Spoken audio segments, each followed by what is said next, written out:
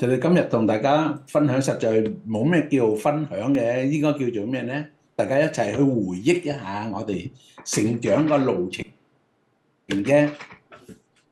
啊，咁樣我好記得我嚟到我有機會俾嚟到去到平西堂係一個好特別一個神嘅帶領嘅。咁咧首先喺入去講呢啲前咧，我哋好特別嘅。就有一個主題啫。首先我哋話，我諗下喺我哋當中，即係有一人大家同歲嘅有幾個一齊嘅。喺1954年出世，咁樣我哋1954年出世裏邊咧，咁樣有幾個好特別嘅，就係聚埋一齊嘅。頭先咧，我嚟到我嚟去到平西堂嗰年咧，就啱啱係68年嗰年，OK。係66年咧，我係有嚟過平西堂嘅，到68年先係真正即係一直咁樣就冇停止過啦，OK。咁樣咧就係喺68年嘅時候，我嚟到平西堂嘅時候咧，咁樣咧第一個我認識咧就係阿志毅啦。呢個志毅咧就好個人好，對於嗰啲新嚟嘅朋友咧，佢好踴躍嘅。我哋第一個認識係志毅，係。咁咧，原來咧佢都係同我同歲嘅。咁喺當中咧，慢慢咧就又有樹華啦，OK，又認識樹華啦，OK。跟住咧，呢啲係我想講嘅同歲嘅，OK。跟住尤其是咧，又認識到邊個咧，叫做傳書啦，又有傳書，又有志毅，又有樹華，跟住咧就有阿文理添。點解要提1954咧？好特別嘅，我哋啱1954咧就係越南啊！喺越南裏邊有一個特別嘅日子，就係分開南北嘅時候，日內瓦會議啊，咁樣就離開咗喺北越，咁樣嗰條分界線咧就喺17位線嗰度。咁當年咧有好多人，OK，照歷史嘅估計咧。係有成100萬人，有100萬人，OK，就離開北越就翻去南越呢邊。同樣喺嗰個1954年就係我哋呢班人，頭先我哋所講嘅就出世啦。咁即係話我哋出世咧喺個戰爭開始當中。咁樣我咧我個成長嘅地方咧，我就唔好似大家咁樣就喺西貢或者喺堤岸咁樣長大嘅，因為我係喺鄉下個地方長大。咁樣咧就有機會咧就讀咗中文咧，就讀完咗嗰啲嘅五邦學校嘅中文，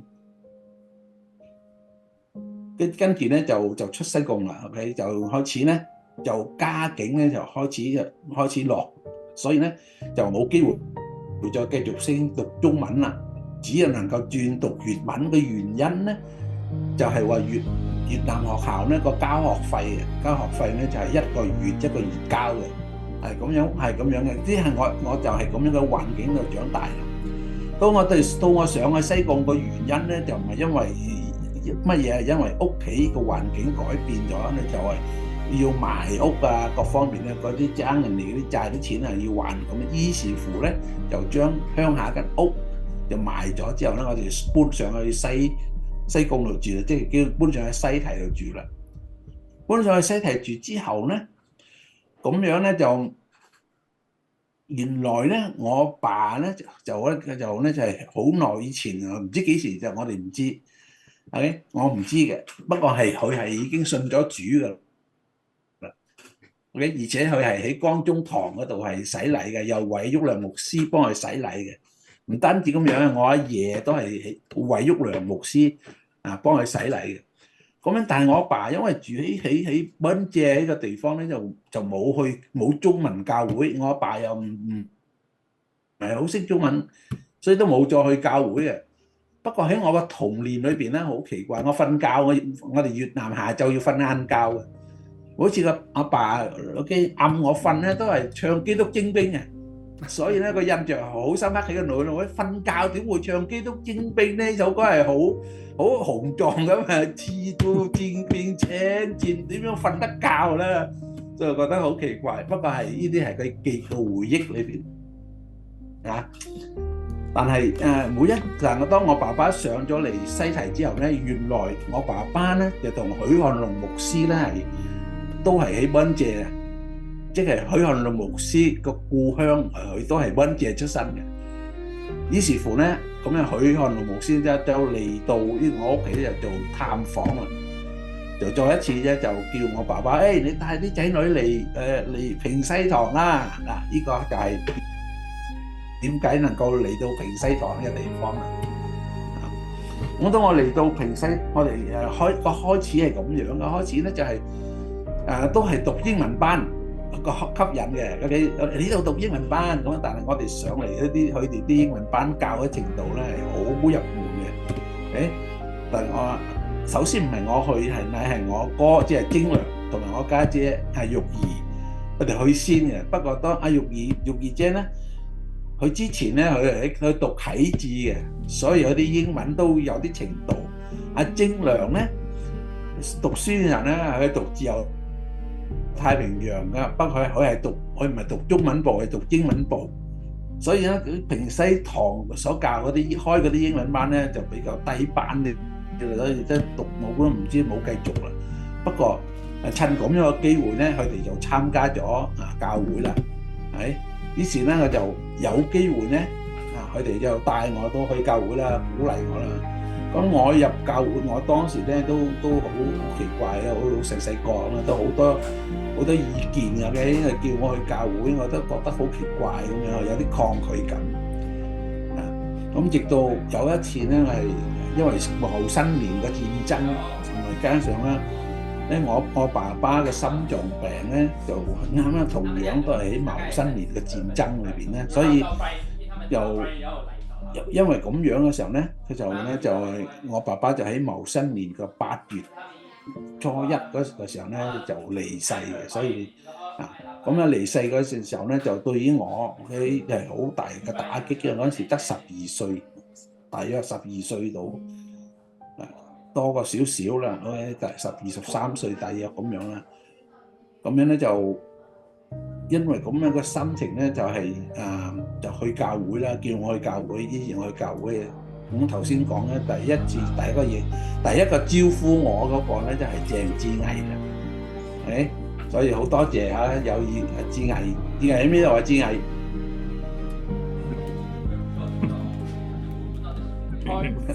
開咪啊！志毅開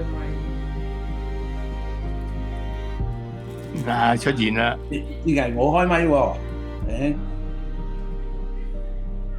所以嚟到平西堂第一個招呼嘅接待我嘅就係志毅弟兄啦，所以留低一個好嘅印象。佢就係我哋第一個相識個朋友，就喺志毅弟兄個招呼啊，帶領啊咁樣熟悉咗團契，慢慢咧就參加咗團契嘅生活啊。咁喺生活裏邊咧，你知道嗰陣時係漸漸嘅長大啦。去到教會咧，咁樣又認識好多人啦，係咪？嗰陣時開始又參加咗少年團契。喺我個印象中，少年團契當時咧又有埋兒童團契黐埋一齊嘅，係咪啊？係咪啊？偉玉，少年團契同埋咧係同埋兒童團契黐埋一齊，冇分開嘅，啱唔啱啊？你唔好熄咪啦，大家好似互動下。唔係以我個記憶，即係我唔知你個年代，因為我係51出世，所以我大你3歲。我當時喺少年團嘅時候就係少年團啦，冇兒童團契嘅，係咪啊？偉雄同學係啊，我都係啊，我都係，淨係少年團契啫。志毅係咪啊？志毅，我哋個少年係啊，係啊，有兒童團契一齊嘅。冇兒童團契啊，冇兒童團契嘅。我哋係少年師班啫，有兒童師班，冇兒童團契。有兒童師班啱。但係佢哋下晝2點半個聚會，同埋我哋一齊嘅喎。唔係，嗰陣時係阿鄭生捉我哋去少年團契。鄭生捉你哋。佢話你哋夠大啦，唔好成日喺度兒童。我祝晒大家又去少年團契。所以兒童團，所以兒童團契係咪先過少年團契咧？如果照你咁樣講，兒童冇團契嘅，兒童冇團契嘅，兒童詩班嘅，兒童詩班有。詩班即係有咩大日子慶祝咧，就出嚟獻詩唱詩。係啦，係啦。唔係啊，每個禮拜日都有獻詩㗎。每個禮拜其實以前個兒童，你要講話團契，其實係一個黑幫嚟嘅。因為專門你哋聚會，我哋專門喺度搞震嗰陣時啊，有幾個就俾我哋搞。唔會啊，我哋都好熟練啊！嗰陣時候喺我個成長當中啦 ，OK， 你知道啦，曾經喺少年團契長大嘅。我哋會留低咗好多個回憶嘅，係咪？咁首先我就會講起啊，我哋當時喺平西堂個少年團契，我哋每一次嘅聚會都有唱一首團歌嘅，大家仲記得嗰首團歌點樣唱咧？記唔記得啊？少年團契有得一個團歌，有好多團歌咩？啊，我們是蒙召的少年們，蒙召的少年們，我們靠愛守住恩，大家聯成為屬靈大家庭，親愛和睦團結精神。依家仲有冇啊？做元帥，以摩托的高舉世家中福音。唔係啊！我哋喺少年團契嗰陣時候啊，以前啊，織嗰啲織手，報道鼓咪負責報道探訪啦。唔係，我想問個鼓係咩意思？點解有個鼓到出嚟咧？邊個鼓啊？志毅記唔記得點解有個報道鼓、靈修鼓啊？志毅好似冇啊，我就係叫靈修啫嘛，靈修部啫嘛。有叫做鼓嗰個係好似一個單位。係啦，有 group 嘅，唔知道咧係好似你買支票啊，買股票。OK。咁樣咧，好感謝主啦！喺呢段咁樣嘅少年團契嘅生活裏邊咧，我有機會 OK 參加喺個少年團契裏邊咧做職員。咁樣個職員裏邊咧。就每一個鼓我都做過㗎，每一個鼓都做過嘅，從團長到靈修到報道到書記到好多個鼓我都有，個交誼鼓，記得有個交誼鼓冇啊？有啊，一定有。有個交誼鼓㗎，你知道咁樣個交誼咧，我哋係好，你知道啦，我哋少年好中意玩㗎，交誼裏邊。咁個交誼鼓裏邊咁樣，我哋最多回憶嘅就係最容易第一次玩咧，梗係大風吹噶啦，係嘛？大家記唔記得大風吹啊？記得啊，成日去阿華仔屋企玩添。去華仔屋企玩咩啊？玩大風吹咯，阿瑪利啊，成班我哋呢班咯，喺個貨倉度玩咯。係團契噶。唔係，係私人㗎。唔係私人冇團嗰啲係契嘅小組又冇試過去到咁遠，小組活動啊，華仔屋企都冇啦。咁多人啊，華仔屋企邊裝得？係私人10零個咁樣去啫嘛。喺貨倉度啊嘛。係啊，貨倉度啊。佢邊俾我哋上去啫？邊個貨倉上？唔係，我有冇啊！我有去到阿樹華屋企嗰個貨倉嗰啲包嗰啲沙包，我哋喺度跳上去好高嘅地方，我記得有一啲咁樣喺度玩，不過唔係團契嘅時間，唔係團契嘅時間 ，OK 係唔係時間，另外嘅額外嘅，額外我依家好似我哋 open house 咁啊，係啊。咁喺我哋喺成長當中咧，我哋有學咗好多嘢。第一樣嘢就係我哋學緊去派單張。係嗰陣時候咧，團契裏邊咧，我曾經有咁樣嘅組織嘅派單張嘅。點樣派單張咧？就孭住個福音袋嘅。孭住福音袋喺平西個區裏邊咧，就會有啲梅孫上街嗰啲咁樣街，周圍去咧就派單張嘅啊。咁樣就學到嗰啲功課啦，嘅膽量啦，嗰啲將單張遞出去啊，咁樣啊。最特別嘅咧，最特別喺學到嘅嘢咧，就係點樣？每一個星期星期六同埋星期日團契個散會之後，我哋都有一樣嘢要做㗎。估大家仲記得我哋做咩嘢？探訪。係啦，去探訪。OK，咁我哋去探訪。咁樣個探訪裏邊咧，喺我自己咧，我最學識乜嘢咧？學識與人哋交談。OK， 學識與人哋交談好有，因為有時我哋探嗰啲人咧，有時真係一啲都唔認識佢哋嘅。你佢只不過佢哋嚟聚會之後咧，就寫低佢哋個名，咁樣咧就記得問喺邊度住，咁樣差唔多咁樣咧就去探佢哋啦。咁樣咧就學得佢好主動嘅 ，OK， 同人哋傾偈。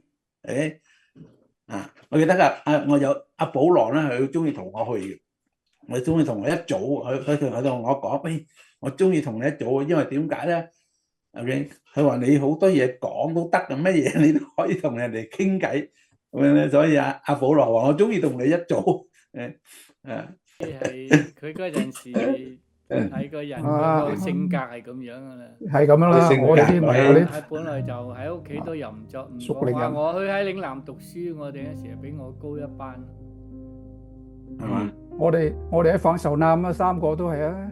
係啊。我阿玩啊，保羅佢唔出聲啊。咁樣就喺團契裏邊，咁樣學到咩咧？就係學到分享聖經，係咪？咁邊個時候分享聖經咧？就係夜晚黑，我哋散夜晚，即係之後咧，就係去咗探訪翻嚟，食完晚餐之後咧，我哋有一個叫做祈禱會嘅。咁我哋一班人咧就圍埋一齊。咁當時我哋個少年團契個祈禱會喺邊度咧？喺馬路邊台？喺第二樓馬路間房嗰度，靠馬路嗰個，我哋成日瞓覺嗰度瞓覺。二樓靠喺二樓咁樣咧，喺路邊嗰個。對鏡嗰個都係喺團契聚會嘅地方。少年團契就喺上樓梯第一個，上係啊，二樓第一個咁樣，嗰個祈禱會就去到馬路門口嗰個。OK。咁樣我哋個祈禱會有冇分組嘅？大家記得冇？我哋有冇分組？喺天棚啊！有分組，喺天棚度。喺天棚。天棚係青年團契，天棚係青年團契㗎啦。天棚係青年團契嘅。天棚係青年團契。佔咗你佔把。我記得我哋個團，我有印象咧，就係我哋個祈禱會咧喺翻我哋團契聚會嗰個地方，咁樣係冇分組嘅，咁樣邊個開聲，咁樣祈禱開聲，跟住祈禱嘅，咁樣咧就係呢啲係我哋喺生活裏邊學習到啦，又有分享聖經咁咧。又讀咁都攞一段聖經出嚟讀，咁照講實，即係我哋都唔係叫分享，就分享我哋嗰個你對嗰段聖經嗰種認知，咁啊跟住咧就係講我哋所感受，咁樣我就叫做當做分享聖經喎。實質上面我哋嗰陣時候喺平西堂，對於聖經嘅認識，尤其是嗰啲咁樣嘅歲數咧，我哋只係咁樣盡量咧就記得。嗰啲尤其是就係保健訓練，總係要記得點樣能夠顯得快喺邊度，所以咧就開始就去學習記聖經嗰啲咁樣嘅嘢啦，咁樣啊，點解嗰段咧叫做保健訓練咁樣嗰啲日子。咁樣頭先又講啦，去報道咧，去探訪咧，都學到一啲咁嘅與人相交啊嗰啲咁樣。咁將來我哋到我哋今日嘅成長咗之後咧，我哋對於陌生人咧，我哋都唔會。嗰陣時候咧，我屋企咧有一次，因為我家姐個病啦，我哋要將我哋所住咗嗰間屋咧，我哋要賣咗去咧，就攞啲錢咧，因為我家姐係要割咗個肺，要住喺嗰個法國嗰個叫陸軍醫院嗰度，即係西貢嗰度陸軍醫院嗰度啦，喺嗰度，所以需要好多錢，於是乎咧，我哋就賣咗間屋。咪住間屋咧，就開始咧輪到去租屋住啦。我哋幾個人咁樣嗰陣時咧，就阿晶良咧同埋我哥嗰陣時，我哥已經入伍咗啦，去邊和嗰度當兵啊。阿啲介紹咗阿晶良都去邊和美國個機構裏邊做，所以佢哋兩個就冇喺屋企。咁我家姐就病咗住喺屋企，我爸爸咧又過咗身，所以我哋仲有幾個人咧就租。仲有我媽媽同埋我，同埋另外一個家姐，3個人咧就租一間樓閣喺度住嘅。嗰陣時候喺遠寨街，唔知阿時話記唔記得？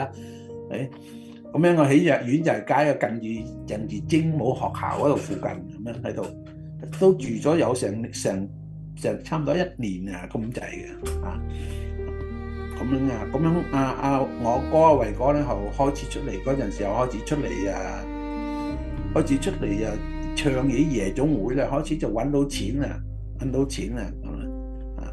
之後就漸漸咧，我哋就屋企學個阿晶良又去翻工啊，我啲家姐個翻工咧，大家賭錢啊，咁之後咧又有啲其他啲人嘅幫助咧之下，我哋就買咗間屋喺和平街市啊，係啊，因為講起和平街市嘅時候咧，嗰度咧就有伍三佢哋住喺嗰度。咁咧，我哋嗰個歲數咧就要負責要樣對嘢嘅。嗰陣時候，嗰啲夜晚黑咧都要出嚟啊，去守更嘅唔係我哋守更咧唔係過夜嘅，因為我哋讀書，我哋仲係學生咧，去編排俾我哋咧，通常啲時間咧都喺12點之前嘅。咁樣好啦，戰爭咧就一直咁樣咧就劇增啦，好多人咧開始入伍啊，咁樣我哋呢班嘅喺平西堂長大嗰啲咧，就因為我哋嘅感情啊，尤其是喺長大嘅地方咧，好密切啊，我哋好中意去教會嘅。甚至去教會去到一度叫做父母咧，屋企人啊長者屋企人都覺得我哋去到黐咗線咁嚟嘅，星期日、星期六咧就我哋嗰陣時讀書有啲人咧讀咪星期六朝早啊，下晝先聚會2點半咧就聚集一齊就去探訪啦，咁樣又跟住探完訪翻嚟，夜晚黑又有佈道會啦。星期日咧，從朝早你就一直由主日學一直到晚禱會，成個心情咧冚唪唥都擺喺教會裏邊。唔單止咁樣，星期三又有祈禱會，星期四又有詩班練詩，即係話我哋整一個成長一啲日子去讀書啲日子咧，冚唪唥都點樣？都係都好似走喺教會嗰度湊熱鬧，導致到咧我哋呢班人咧，大家都對讀書呢樣嘢咧，漸漸好似冷咗落嚟咁樣，係嘛？以前冇一個人咧都讀到書嘅，冇個人讀到書啊，個個都喺呢件讀書個事件上邊咧，我哋咧就放棄咗咁樣啊！呢啲係最唔值得嘅嘢，而且係當時咧，好多人都勸我，有冇勸受俾即係有冇人勸過你唔好去咁多教會啊？有冇啊？有冇俾人勸過唔好去咁多教會啊？叫去讀書啊？有冇啊？我咧就有嘅，OK，我屋企人就有咁樣，成日都去教會啊！你唔記得讀書啦？你成日都一嘢走去教會，荒廢晒啲時間。Anyway， OK 喺唔同個呼召之下，我哋各有每一個人 OK 喺主裏邊，我哋每一個人都有唔同個遭遇，有唔同個遭遇 OK 啊，好快咧戰爭咁樣就結束咗啦。OK 我哋咧就跌落去一個風潮，咩風潮咧？叫做咧偷渡一個風潮。偷渡個風潮係一個風潮嚟嘅 OK。我哋當時啲人講啊，話電燈洞咧，如果有腳，佢都會走嘅。係咁樣，首先我就同阿慧賢講啦，話你個背景係咩啊？係海軍，而且係修理機械嘅。話點解啊會喺呢個場合裏邊咧係最吃香嘅？喺偷渡個環境裏面最吃香嘅，點解你就停留咗喺度冇出到，冇人揾過你？冇人揾過你咧去參與呢個偷渡呢件事件上面咧，係咪？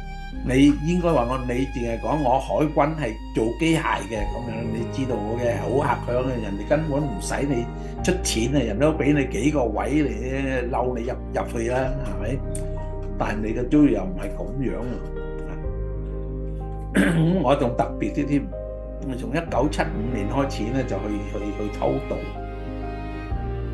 咁因為屋企裏邊咧，我讀書係最多嘅，所以佢哋好想我能夠繼續讀書啦。於是乎咧，我好早咧就俾我去偷渡啊！我偷渡嗰陣時候咧，係記得係第一佢係35兩黃金嘅一次，第一次75年嗰陣時候，係咪35兩黃金？咁你知道我總共去咗來回啦，我偷渡咗無數次嘅，即係。數上嚟有成19次翻回。當時有一位先生個名叫陳明開先生，佢好博學㗎，同埋我哋咧好中意走去揾佢傾偈啊，從佢度學好多個知識。我咧就呢個咧，我就可以稱呢位弟兄啊，後尾佢都信住啦，就啟蒙老師啦。藉着佢咧，我就有好多機會咧。就修讀咗一啲以前我讀咗睇咗咁多嘢，讀咗咁多書之後咧，佢就教我嗰一本叫邏輯學。從佢嗰度咧就學咗一套邏輯學嗰個管理邏輯學個分類學。之後咧就因為睇佢俾我睇好多關於邏輯學嘅書之後咧，就幫助我後來喺我讀研經嘅工作上邊咧，好有幫助佢啊！咁樣喺呢件事上邊咧，好感謝主能夠認識呢位咁樣啊，好有知識嘅、好有知識豐富嘅一個長輩嘅。咁樣喺件日子裏邊咧，就講翻頭先印卡嗰件嘢啦。我因為就出咗嚟啦，冇一張紙防身嘅。我去邊度咧，我都係用阿思貴嗰張選舉證嘅，我就冇阿思貴咧，因為佢個名係周思貴，咁原來話係周對貴咧，男人又得，女人又得，就好似個名咁樣，所以就用咗佢張選舉證。去到查公安啲查紙咧，就遞呢張嘢出嚟，但係淨係覺得係好冇擔保啊。於是咧就用一個方法，咁樣咧就係我哥哥佢哋去咗澳洲嘅時候咧，佢叫佢哋擔保啊，佢哋話家下兄弟超過18歲擔保嗰啲咧係未收品嘅，冇收品嘅，咁樣冇收品，所以佢哋唔可以擔保我。咁我就諗出，我就忽然間又有一個咁嘅意念啊，不如你寄嗰張擔保紙俾我啊，空白嘅。一張空白嘅個 form 咪俾我啦，我就喺越南咁樣，佢就寄嗰張 form 俾我啫，乜嘢都冇嘅，個 blank form 嚟嘅，我就填我個名上去啦。我填我個名落去，咁啊又新填晒，好似有齊晒擔保咁樣。3個月之後咧，咁樣內政部咧就寄張紙，又叫我補督號上啊，叫我補督號上。咁樣當時叫我補督號上咧，就係證明我。OK，點解冇戶口紙嗰啲嘢咧？我就攞咗我家姐張戶口紙咁樣咧，我就寫翻我個名落去。以前啦，我攞去 copy，即係我就講俾佢聽，我講俾佢聽咧，我就係俾俾打經濟嗰陣時候咧，就俾趕咗出去鄉下，所以家下咧就仲有呢張戶口紙啫。你哋個屋咧，間屋你都已經攞咗啦。因為我個情形咁樣咧，佢就接納咗我喎。我遞嗰張戶口紙落去有我個名，不過實質冇我個名嘅，係我家姐走咗之後咧，留低張戶口紙度俾我嘅啫。我收埋埋嗰啲證件嘅啫。咁樣喺我結婚嗰日，OK 11月20號係我結婚嗰日嘅。咁樣，但係19號咧，我就收到一張紙咧，叫我攞耶穌巾。呢個就係我個結婚禮物啊！你最高興嘅結婚禮物就攞咗張耶穌巾，但係嗰時我未嗰時就準備冇咯，就去預備自己嘅婚禮啦。咁個婚禮完咗之後，20號咧、21號咧，我就去到嗰啲335、337嘅深肥嗰個地方啊，去攞耶穌巾。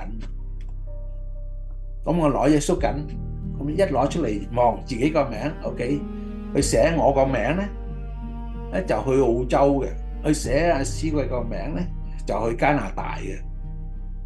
OK，咁啊原來咧阿思貴好早之前咧就申請咗加拿大噶啦，但係咧冇消息嘅。當我再攞阿思貴同我個名咧去申請去澳洲嗰陣時候咧，咁樣咧佢就唔知去邊度咧，將阿思貴以前申請加拿大嗰啲品章咧拉埋出嚟啦。於是乎咧就將佢張出境紙已經係好早以前已經批咗俾佢啦，不過冇叫佢啫。咁就同一日咧，我同阿思貴咧就喺嗰日咧就攞咗張耶穌巾，好特別嘅嗰日。咁樣攞咗耶穌巾，咁就算啦，我就當做算數噶啦。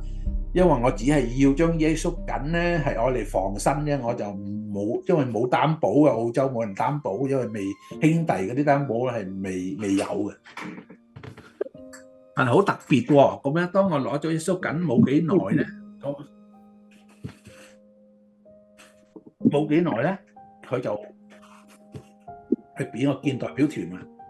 點解要叫我代表團咧？因為內政部將我個出境紙咧遞去，今日有澳洲代表團嚟，所以咧就將我個名單咧都遞咗上去。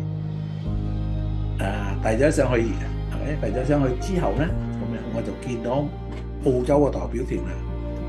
當時咧我就講俾你聽，我個情景係咁樣嘅。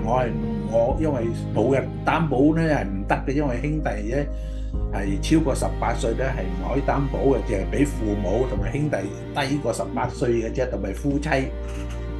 好，咁樣個代表團話：你講得啱啦，你講得啱啊！我哋當時係未有嘅，不過你個情景咁樣咧，我俾你擔保，咁樣佢就俾我一個號數，一個移民局個號數。佢話：你將呢個號數寄俾你去澳洲嗰啲兄弟，叫佢用呢個號數嚟申請你咧，佢就俾啦。咁我就將呢個號數，佢俾個號數咧，就寄咗去澳洲俾我哥。我哥就憑住呢個號數咧，佢就將我啲品章咧就遞去移民局啦接收。接收咗之後咧，冇幾耐咧，我就從新加坡、澳洲嗰個大使館度寄封信俾我。佢話：你申請澳洲嗰啲事情咧已經被接納 ，OK？ 你被接納，不過因為家下咧就係優先咧就解決嗰啲夫妻啊、兒女啊、父母啊，因你嘅情形咧你要等，淨係講等嘅話，冇叫我等幾耐喎，咁樣等啦，咪等啦，橫掂我都冇準備，我諗去攞出境紙啫嘛，嘅我哋防身啫嘛，但係好特別。阿思貴嗰張出境紙去加拿大嗰張紙咧，就叫佢去見代表團。於是咧我冇得去啦，淨係去見代表團啦。我又問阿思貴：你結咗婚未啊？結咗婚啦。咁你個丈夫喺邊度啊？佢企喺門口出邊。點解唔入嚟啊？佢唔想去啊？唔係，佢好想去，不過佢冇擔保。咁你問佢想唔想去加拿大？咁樣我梗係話想啦，咁樣於是乎咧，佢叫我入嚟啦，係咪？我又俾我講我嘅情景，佢又俾我接納我喎，我又叫我將我個品章咧就寄去加拿大俾個擔保人，個擔保人只係加我個名入去就得啦。於是我哋就又咁樣咧，又去檢查身體又通過咗，於是我就等兩邊都等嘅。誒，咁啊時間到啦 ，OK 嗰年咧時間到好，咁樣澳洲係到最先嘅，到先澳洲話誒你嘅時間申請入境得啦，你而家叫家人咧就買機票俾人咁樣啦，我就安排機期俾你啦。但係咧冇隔幾日，加拿大咧又寄封信俾我，喂你咧係某月某日咧就可以出境噶啦，你嚟咁樣咧，我叫俾埋日子我。所以我聽見有埋日子好近嘅，過完新年咧就到啦。於是咧我就打電話就去講俾我家人聽，唔使買機票啦，我決定去加拿大咁樣。因此咁樣啦，我就係咁樣咧就嚟咗加拿大。好感謝主咁樣啊！喺加拿大呢段日子裏邊 ，OK。直到今日，一切都好平安，OK，一切都好好。